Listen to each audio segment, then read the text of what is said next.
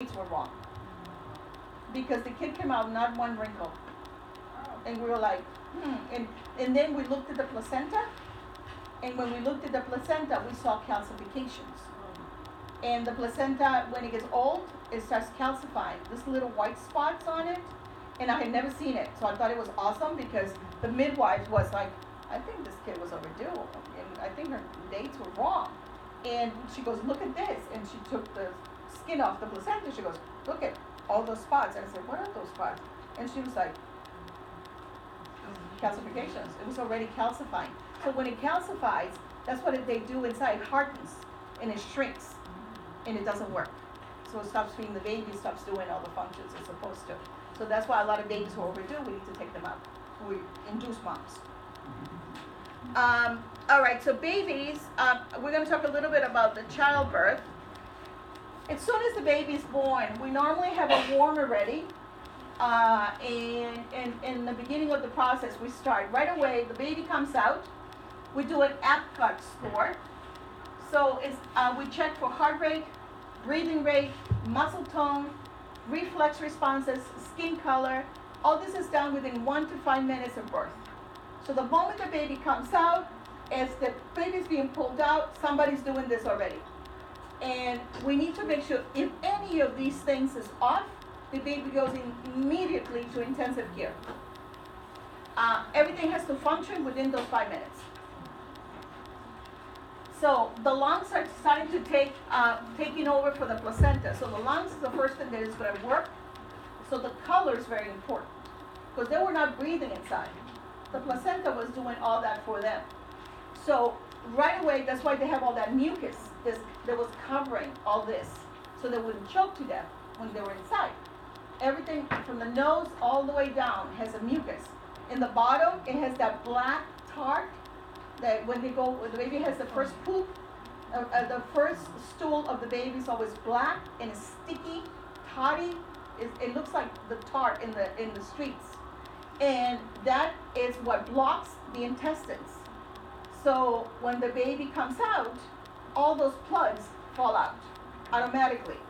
The placenta sent a message to the brain that said, I'm done. Get this kid out. The brain sends a message to the uterus with all these excessive hormones, and you start contracting. And it says, I'm listening, I'm out. The kid is on his way out. So the placenta tells us what to do up there. Occasionally, the placenta fails to do that. And then this is when you have babies that die inside just before they're due to come out. Something happened, something went wrong. The placenta said, I'm done, and the brain didn't get it, something, and then the baby dies. So that's we're, Full grown? yep. That's what we call a stillbirth. A stillbirth. I think it may be on your vocabulary. Is your vocabulary? Yeah, it's in your vocabulary words, a stillbirth.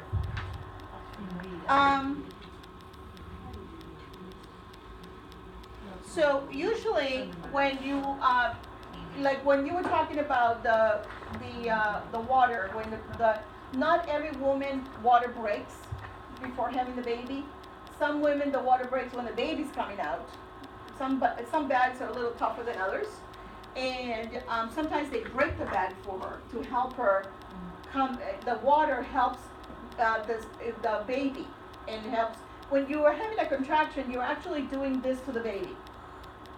Get out, get out. So you squeeze down. That's the contraction. It's like a toothpaste. And you're pushing the baby out slowly. You're helping the baby to be pushed. The contractions are the ones who are pushing the baby out. Once the baby's head is at the opening, now your body is going to start pushing it out with that sensation. There's a sensation of pushing that is almost unnatural. That you want the kid out. And you can't even control it. It's just you have to bear down and push it. And this is when the head starts poking into the outside the vagina. Now, as soon as the baby comes out, we do this right away, the Apgar score, which is also in your vocabulary there. And we check the Fontanelli, which is also there. And this is the soft spot here. Remember we talked about how the scalp is like this, right? So we're checking this area, make sure that we can see it moving. Now the brain is totally exposed. That's why you have to be so careful with babies, because the brain is exposed right there. This is what we call the soft gap between the bones. The gap will close in about 18 months. This is why little ones, when they do when they shake them, and people when they're mad, they go like that. The brain can start banging itself against the wall, and this is when they get brain damage. And these babies die, or they're severely disabled for life. So, so this will cover up in about 18 months.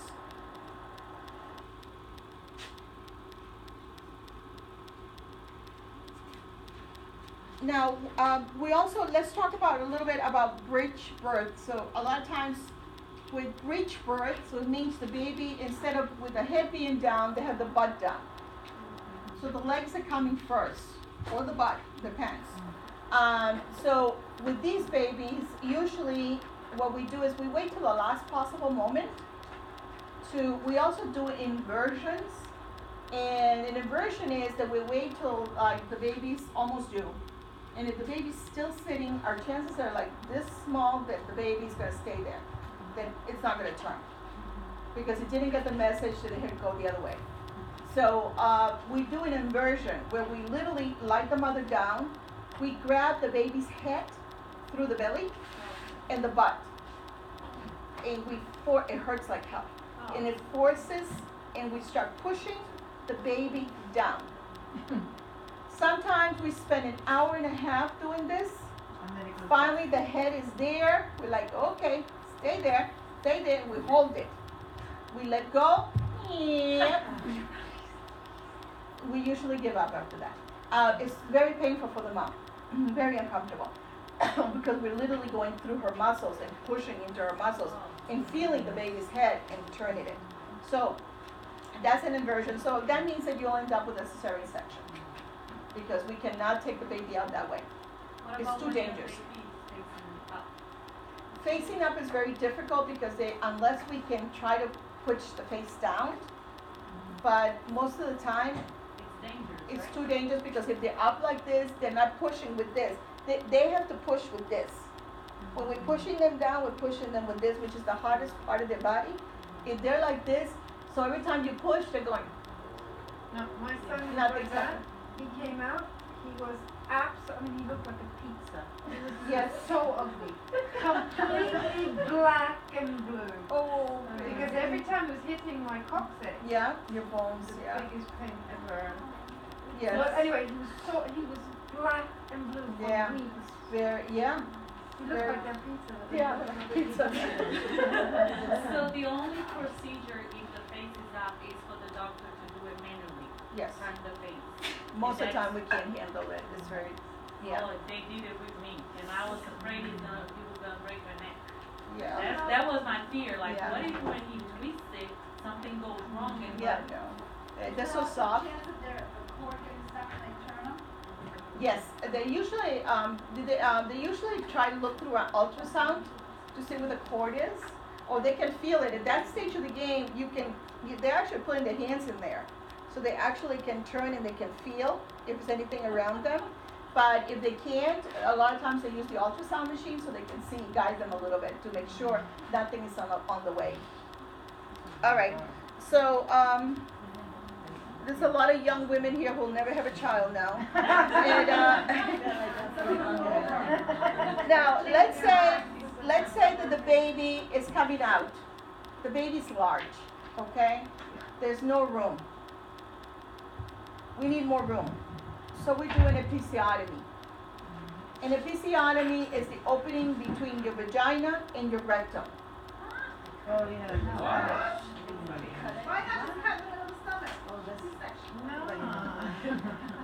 The kid's already there. The head's there already. We need more room. That's it. So if we see, like, if we let it go, the kid can rupture your vagina, and your vagina is going to look like a flower afterwards. It's not going to heal properly. It's going to heal disaligned, and you're going to need surgery. They don't want to hear about it. I was trying to cover so she might be gonna damage. She'll never have kids now.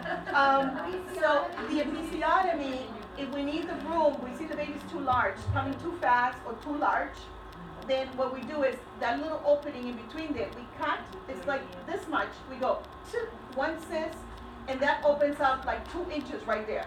Even though it's a tiny piece, it gives us extra room all around and the baby can come out. And afterwards, we sew it very nicely because it's nice and straight. So now we can sew it perfectly and your vagina will look nice and act nice. Because sometimes it becomes healed disaligned and it doesn't look right and it's very painful and uncomfortable afterwards, forever. That basic. Is that a PE Episiotomy, yeah, episiotomy. Mhm. Because all of that, you cannot have your partner in the room when you're having a baby because it's very traumatic for a man to see a delivery. Yeah, the bathroom. Tell me, I have heard guys, they cannot handle it, and from that, they stop touching their partner because they Oh, just good, can't my get daughter over won't it. have a baby. I know. They say they cannot get over it. My daughter's partner was like, Anthony was like, the baby's head's coming out, and he's going. He's going back, back, back, back, and the nurse just looked at me, and I was like, somebody better hold him. And he's going, and then when she came out, it was, oh! It was like, oh! It was like, Have it on the, by the head. yeah, have the No, top. no looking. Yeah, usually they asked him to cut the cord, and he was like, I'm not gonna cut the baby. I was like, yes, he is. I was like, somebody better cut the cord, not him. But he was really scared. But they're young. So that's a breech birth. Let's see. I'm going to talk about something else. We're going to also one thing that happens to women in pregnancy. Some of the complications for women in pregnancy are diabetes. Especially if you have history of diabetes in your family, your chances are higher that you may develop diabetes in pregnancy. And that's called gestational diabetes. That means that you only get it when you're pregnant, which, puts you at 40% chance of developing diabetes as you get older. And so it increases your chances. The problem when you get diabetes when you're pregnant is your babies could be very, very large because of the sugar. And 2, when the babies come out, the babies can have a drop in sugar. They got so used to the high sugar of the mother that when they come out, their body has never had to maintain the sugar. So when the baby comes out, they plummet. A low sugar can kill a person much faster than a high sugar. So it can really harm the baby. So when the babies come out, we have to give them water with sugar right away. We test their sugar and give them water with sugar to make sure that they don't plummet. Because if they plummet, it's very dangerous. They usually end up in the intensive care unit just to be on the safe side in case they drop too fast and then we need to save them right then and there. So preeclampsia. It's also extremely dangerous for the mom because your blood pressure, preeclampsia elevates your blood pressure. Something's going on in your body that is, all these hormones are elevating your pressure so high that you could have stroke. Now, if your blood pressure is so high, your baby's under that same pressure. So that can actually harm your baby. So it's very dangerous for mom and dad to have those elevated blood pressures. So we usually either put you on blood pressure medication or on total bed rest to make sure that your blood pressure doesn't get any higher just by total bed rest, just by resting.